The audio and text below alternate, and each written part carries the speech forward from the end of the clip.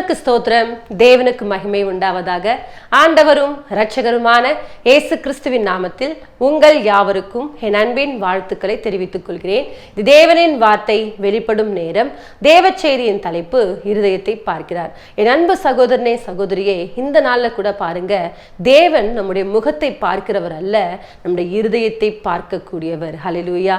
இன்றைக்கு நீங்க எந்த சூழ்நிலையில் இருந்தாலும் உங்களுடைய இருதயத்தை பார்க்கிற ஒரு தேவன் இருக்கிறார். நீங்க நினைச்சிட்டு இருக்கலாம், என்னெல்லாம் யாருங்க பார்ப்பாங்க, என்னெல்லாம் யாருங்க விசாரிப்பாங்க, என்னெல்லாம் யாருங்க நேசிப்பாங்கன்னு சொல்லிட்டு நீங்க நினைச்சிட்டு இருக்கலாம்.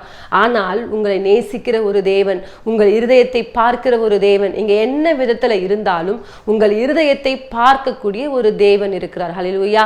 ஆகவேதான் பாருங்க, அநேக இடங்கள்ல ஆண்டு சொல்லுவாரு, மகனே உன் இருதயத்தை எனக்கு தா. ஹல்லேலூயா. இதோ வாசற்படியில நின்று கதவை தட்டுறேன், ஒருவனுடைய சத்தத்தை கேட்டு கதவை திறந்தால் என்ன பண்ணுவேன், அவனோடு என்ன பண்ணுவேன், பிரவேசித்து அவனுடைய போஜனம் பண்ணுவேன். அப்ப பாருங்க, தேவன் எதை விரும்பி கொண்டிருக்கிறான்னு சொன்னா இந்த இருதயத்தை. ஹல்லேலூயா. ஆகவே எடுத்து வாசிப்போம்.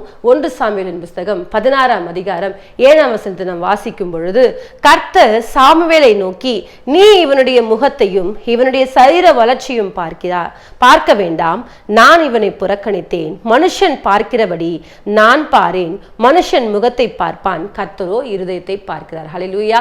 இங்க பாருங்க, சாமுவேல் தீர்க்கதரிசி கிட்ட கர்த்தர் ஒரு காரியத்தை சொல்வாரு, நீ என்ன பண்ணு, ஈசாயின் மகன்ல ஒருத்தனை என்ன பண்ணு, நீ அபிஷேகம் பண்ணு, ராஜாவாக அபிஷேகம் பண்ணுன்னு சொல்லிட்டு என்ன பண்ணுவாரு, சாமுவேல் கிட்ட சொல்லி அனுப்புவாரு. அவரும் கடந்து போவார். அங்க போயிட்டு என்ன பண்ணுவாரு, ஒவ்வொரு பிள்ளைகளா காண்பிப்பாங்க.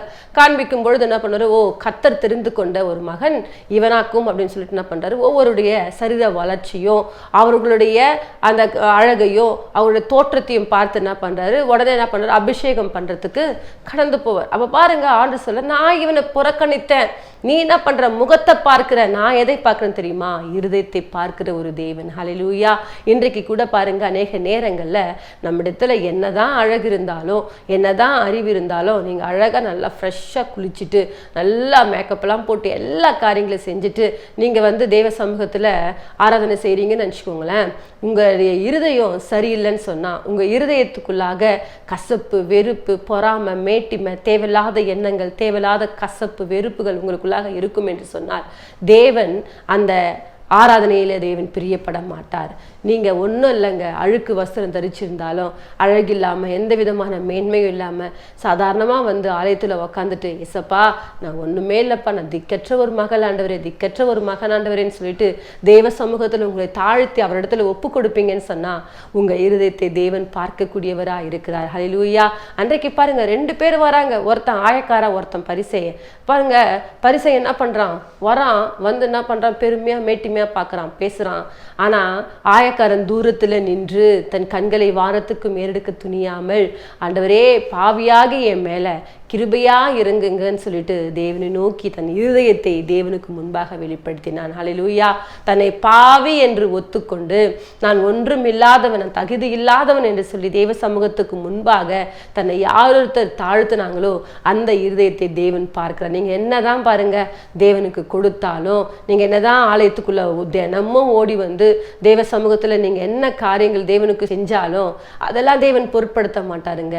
தேவன் உங்களிடத்துல பார்ப்பதெல்லாம் எது தெரியுமா, உங்க இருதயத்தை மாத்திரம்தான் தேவன் பார்த்து கொண்டிருக்கிறார். ஹல்லேலூயா. ஆகவே நீங்கள் ஆலயத்துக்குள்ள வந்தால் நீங்க என்ன செய்யணும்னா, முழு இருதயத்தை, முழு ஆத்மாவை, முழு பலத்தை தேவனுக்கு முன்பாக நீங்க என்ன பண்ணணும், செலுத்தக்கூடியவர்களா இருக்க வேண்டும். அன்பு சகோதரனே சகோதரியே, உங்களுடைய வாழ்க்கையில கூட ஆலயத்துக்குள்ள போயிட்டோன்னு சொன்னாலே உங்க முழு இருதயத்தை தேவன் பக்கமாய் திருப்புங்கள். ஹல்லேலூயா. ஒரு வேலைக்கு போறேன்னு சொன்னா அந்த வேலையில முழு கவனத்தை செலுத்துங்கள். எந்த ஒரு செயலை செய்தாலும், ஒரு சாப்பாடு செய்யறோம், ஒரு குழம்பு செய்யறோம், ஏதோ ஒரு காரியங்கள் பண்றோம்னு சொன்னா உங்க முழு கவனத்தை அந்த இடத்துல செலுத்தி நீங்க அந்த காரியங்கள் செய்யும் பொழுதுதான் அது சாப்பிடுறதுக்கும் மற்ற காரியங்கள் செய்யறதுக்கும் அது நல்லா இருக்கும். நீங்க அந்த முழு கவனமே இல்லாம ஏனோ தானோ செய்வீங்கன்னு சொன்னா அது நல்லா இருக்காது. எல்லாரும் திட்டுவாங்க, என்னதான் கவனத்தை எங்கதான் வச்சிருக்க, உங்க இருதயத்தை எங்கதான் வச்சிருக்கிற அப்படின்னு சொல்லுவாங்க. பாருங்க, மனுஷனே என்ன பண்ண மாட்டேன்றான், உங்களுடைய முழு கவனத்தை செலுத்தி ஒரு காரியத்தை செய்யாத பொழுது திட்டுறாங்க. அப்ப தேவன் அதை ஏற்றுக்கொள்வாரா? ஆகவேதான் சொல்றாரு, மனுஷன் முகத்தை பார்க்கிறான், நான் எதை பார்க்கிறேன், இருதயத்தை பார்க்கிறேன். ஹல்லேலூயா. ஆகவேதான் ஆதியாகமம் புஸ்தகம் 6ஆம் அதிகாரம் 5ஆம் வசனத்தை நாம் வாசிக்கும் பொழுது இங்கே ஒரு கருத்து கர்த்தர் சொல்றாரு, மனுஷனுடைய அக்கிரமம் பூமியிலே பெருகினது என்றும் அவன் இருதயத்தின் நினைவுகளின் தோற்றம் நித்தமும் பொல்லாதது என்று கண்டு. ஹல்லேலூயா.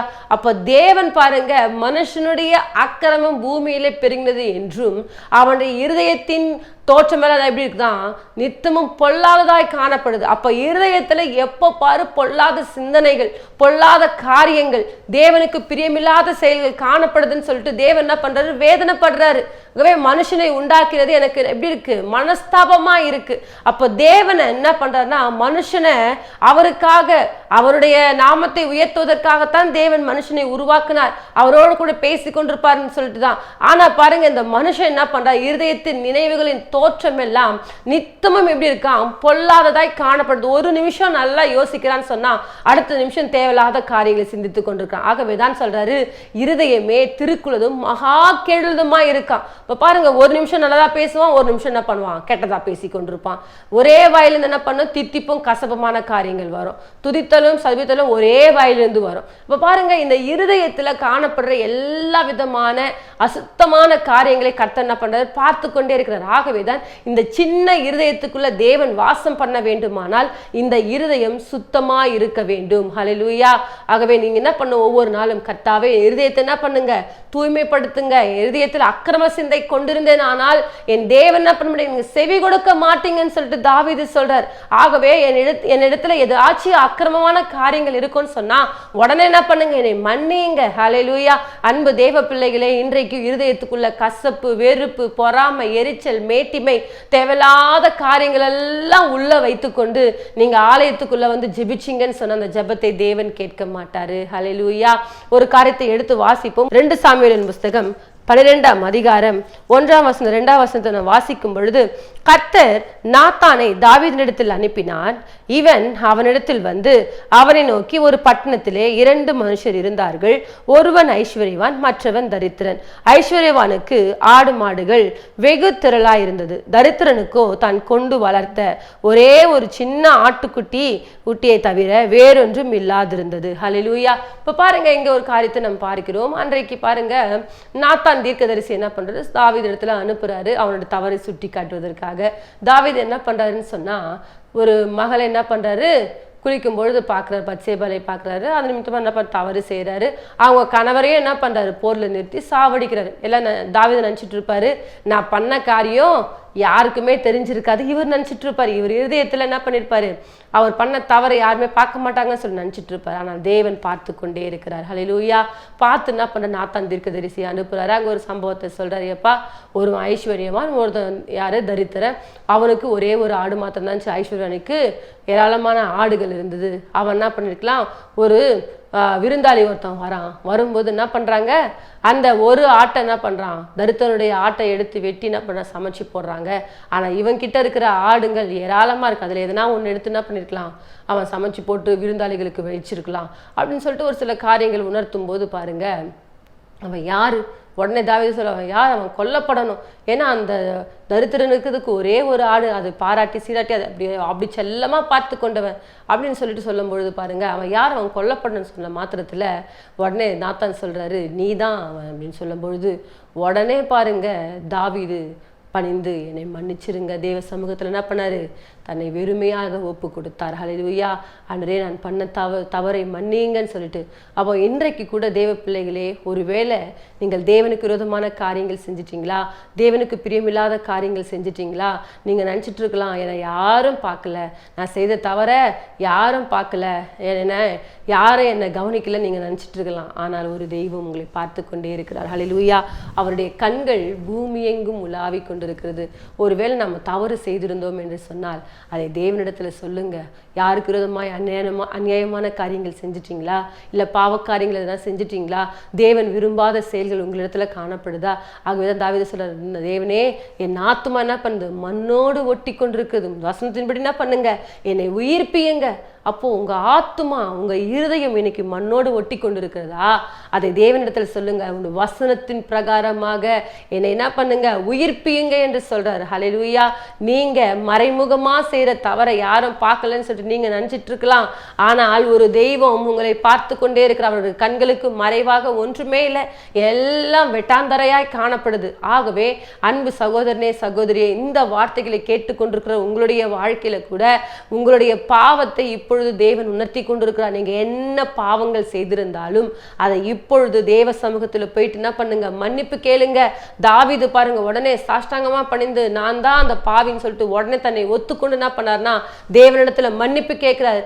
கர்த்தாவே என்ன பண்ணுங்க, என்னை ஈசோப்பினால் என்னை கழுவி சுத்திகரியுங்க, என் பாவம் முற்றிலுமா என்ன பண்ணுங்க கழுவுங்கன்னு சொல்லிட்டு சங்கீதம் 51ஆம் அதிகாரத்துல நீங்க முழுவதுமாய் வாசிப்பீங்கன்னு சொன்னா தான் செய்த தவறுக்கு என்ன பண்றாரு, வருந்தி தேவனிடத்துல மன்னிப்பு கேட்டு கொண்டிருக்கிறார். ஆகவே இன்றைக்கு கூட நீங்கள் கூட தேவ சமூகத்துல மன்னிப்பு கேட்பீங்கன்னு சொன்னா நிச்சயமாக தேவன் உங்களை மன்னித்து உங்களை ஆசீர்வதிக்க அவர் வல்லவராய் இருக்கிறார். ஹல்லேலூயா. மனுஷன் முகத்தை பார்த்தால் தேவன் எதை பார்த்து கொண்டிருக்கிறாராம்? இருதயத்தை பார்த்து கொண்டிருக்கிறார். உங்கள் இருதயத்தை தேவன் பார்த்து கொண்டிருக்கிற அந்த இருதயத்தை முழுவதுமாக தேவனுக்கு முன்பாக நீங்க என்ன பண்ணணும், செலுத்த வேண்டும். தேவனுக்கு மேல் தோற்றத்தை அவர் பார்க்கிற தேவன் அல்ல, உங்கள் உள்ளான காரியங்களை பார்க்கிற ஒரு தேவன். ஹல்லேலூயா. நீங்க உள்ளுக்குள்ள எந்த விதத்துல நினைக்கிறீங்களோ அந்த நினைவுகளை கூட கர்த்தர் அறிந்திருக்கிறார். உங்கள் நினைவுகளை தூரத்திலிருந்து கூட கர்த்தர் என்ன பண்றாராம், அறிஞ்சிருக்கிறவரா இருக்கிறார். ஹல்லேலூயா. அன்றைக்கு பாருங்க, ஆலயத்துல எல்லாரும் வந்து காணிக்கை செலுத்துறாங்க. ஆனால் ஒரே ஒரு விதவை மாத்திரம் என்ன பண்றாங்க, 2 காசு போட்டு என்ன பண்றாங்க, தேவ சமூகத்துல காத்து கொண்டிருக்கிறாங்க. பாருங்க, அவங்க எல்லாரையும் தேவன் பார்க்கலங்க. அந்த இருதயத்துல தனக்கு இருக்கிறதே கொஞ்சம் பணம், அந்த கொஞ்சம் பணம் எனக்கு வேணாப்பா, என்னுடைய தேவைகளை நீங்க பாத்துக்குவீங்க, இது எனக்கு பெருசு இல்லப்பா, இந்த பணத்தை விட நீங்கள் தான் எனக்கு பெருசுன்னு சொல்லிட்டு அந்த 2 காசை போட்ட விதவையை தேவன் உயர்த்தி பார்க்கிறார். ஹல்லேலூயா. தன்னுடைய அந்த மகளுடைய இருதயத்தை பார்க்க எத்தனையோ பேர் ஆயிரக்கணக்கில் லட்சக்கணக்கில் தேவ சமூகத்துல விதைச்சிருப்பாங்க, அதை தேவன் பெரிதாய் பார்க்கவில்லை. அந்த மகளுடைய இருதயத்தை கர்த்தர் பார்த்தார். ஹல்லேலூயா. இன்றைக்கு கூட தேவன் உங்கள் இருதயத்தை பார்த்து கொண்டிருக்கிறார். நீங்க எந்த விதத்துல கர்த்தரை தேடி கொண்டிருக்கிறீங்க, எந்த விதத்துல தேவனுடைய நாமத்தை உயர்த்தி கொண்டிருக்கிறீங்கன்னு சொல்லிட்டு கர்த்தர் பார்த்து கொண்டிருக்கிறார். அன்றைக்கு 1 சாமுவேலின் புத்தகம் 1ஆம் அதிகாரம், நீங்கள் 1ஆம் அதிகாரம் 13ஆம் வசனம், 14ஆம் வசனம், 15ஆம் வசனம் நீங்கள் வாசிக்கும் பொழுது அங்க ஒரு காரியம் எழுதப்பட்டிருக்கு. அன்றைக்கு பாருங்க, அன்னால் தேவ சமூகத்துல போயிட்டு என்ன பண்றாங்க, அழுது கொண்டிருக்கிறாங்க. தன்னுடைய இருதயத்தை எல்லாம் தேவனுக்கு முன்பாக ஊற்றுறாங்க. அதை ஏலி என்ன பண்றாரு, பார்த்து கொண்டே இருக்கிற அந்த பாஸ்டர் பார்த்து கொண்டே இருக்கிறாரு.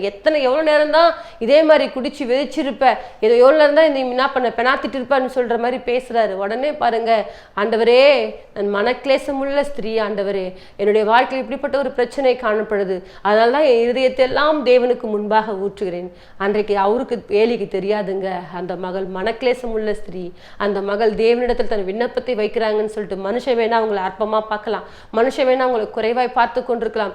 ஆனால் தேவன் உங்களை குறைவாய் பார்க்கிற தேவன் அல்ல, அவர் உங்கள் இருதயத்தை பார்க்கக்கூடிய தேவன். அன்னாளுடைய இருதயத்தை கர்த்தர் பார்த்தார். ஹல்லேலூயா. அந்த மகள் எதனால் அழுது கொண்டிருக்காங்கன்னு கர்த்தர் பார்த்தார். இன்றைக்கு நீங்கள் அழுகிற அழுகையும் நீங்கள் வேதனைப்படுகிற காரியங்களையும் யாருமே பார்க்கலன்னு சொல்லிட்டு நீங்க கலங்கி கொண்டிருக்கலாம். ஆனால் உங்களை ஒரு தேவன் பார்த்து கொண்டிருக்கிறார். ஹல்லேலூயா. உங்க எப்படி அன்றைக்கு அன்னாளுடைய இருதயத்தை கர்த்தர் பார்த்து சில நாள் சென்ற பின்பு அன்னாள் கர்ப்பம் தரித்து. ஹல்லேலூயா. அப்ப பாருங்க, அந்த மகளுடைய இருதயத்தை பார்த்த ஒரு தேவன் உங்களுடைய இருதயத்தையும் கர்த்தர் பார்த்து கொண்டிருக்கிறார். நீங்க என்ன விதத்துல வேதனைப்பட்டு கொண்டிருக்கிறீங்க, நீங்க என்ன விதத்துல தேவ சமூகத்துல காத்து கொண்டிருக்கிறீங்க, நீங்க என்ன விதத்துல தேவனுடைய நாமத்தை உயர்த்தி கொண்டிருக்கிறீங்க, எல்லாவற்றையும் பார்த்து கொண்டிருக்கிறார். ஹல்லேலூயா. ஆகவே மனுஷன் முகத்தை பார்த்தால் தேவன் எதை பார்க்கிறாராம், இருதயத்தை பார்க்கக்கூடியவராக இருக்கிறார். ஹல்லேலூயா. என் அன்பு தேவ பிள்ளைகளே, உங்கள் இருதயத்தை பார்க்கிற ஒரு தேவன் உங்கள் இருதயத்துக்குள்ள வர ஆயத்தமா இருக்கிறார். நீங்கள் தான் என்ன பண்ணுனா அவருடைய சமூகத்தில் உங்கள் இருதயத்தை முழுவதுமாக தேவனுக்கு கொடுக்க வேண்டும். ஹல்லேலூயா. முழு இருதயத்தோடு தேடுங்க, முழு ஆத்மாவோடு முழு பலத்தோடு தேவனாகிய கர்த்தரிடத்தில் என்ன பண்ணுங்க, அன்பு கூறுங்க. ஹல்லேலூயா. அந்த இருதயத்தை மாத்திரம் தேவனுக்கு செலுத்துங்க. நீங்க மேல் தோற்றத்தில் என்ன காரியங்களா இருந்தாலும் அதை தேவன் பெரிதாய் பார்ப்பவர் அல்ல, நம்முடைய இருதயத்தை மாத்திரம் தான் பார்க்கிறவர். ஹல்லேலூயா. ஆகவே அந்த இருதயத்தை தேவனுக்கு முன்பாக செலுத்துங்கள். தேவன் நிச்சயமாக உங்களை ஆசீர்வதித்து உங்களை உயர்த்த வல்லவராயிருக்கிறார். நம் யாவரும் ஒரு சிறிய ஜெபத்தை ஏறெடுப்போம். மகா இரக்கமும் கிருபை நிறைந்த எங்கள் அன்பின் தகப்பனே, இந்த ஆசீர்வதிக்கப்பட்ட நல்ல நாளுக்கு நாளுக்காய் ஸ்தோத்திரம் ஆண்டவரே. இந்த நாளில் கூட ஆண்டவரே, மனுஷன் முகத்தை பார்த்தால் நீர் இருதயத்தை பார்க்கிற தேவன் ஆண்டவரே. இன்றைக்கு கூட ஆண்டவரே, யாரெல்லாம் கலக்கத்தோடு கண்ணீரோடு வேதனையோடு ஆண்டவரே தேவ சமூகத்தில் ஆண்டவரே மன்றாடி கொண்டிருக்கிறாங்களோ, அந்த பிள்ளையுடைய இருதயங்கள் எல்லாம் கர்த்தர் பாருங்க தகப்பனே. அப்பா, நீர் என்னை ஆராய்ந்து அறிந்திருக்கிறேன் சொன்னது போல ஆராய்ந்து அறிந்திருக்கிற தேவனே, ஒவ்வொரு பிள்ளைகளையும் ஆராய்ந்து அறிவீராக. ஒவ்வொரு பிள்ளைகளின் தேவைகளை கர்த்தர் சந்திப்பீராக, குறைவுகளை கர்த்தர் மாற்றுவீராக. தேவனுடைய கரம் ஒவ்வொரு பிள்ளைகளோடு கூட இருக்கட்டும். ஆவியானவரே, பலப்படுத்துங்க, பெரிய காரியங்களை செய்யுங்க. நாமத்துக்கே மகிமை வர பண்ணுங்க. இயேசுவின் மூலமாய் ஜெபிக்கிறோம் நல்ல பிதாவே, ஆமென்.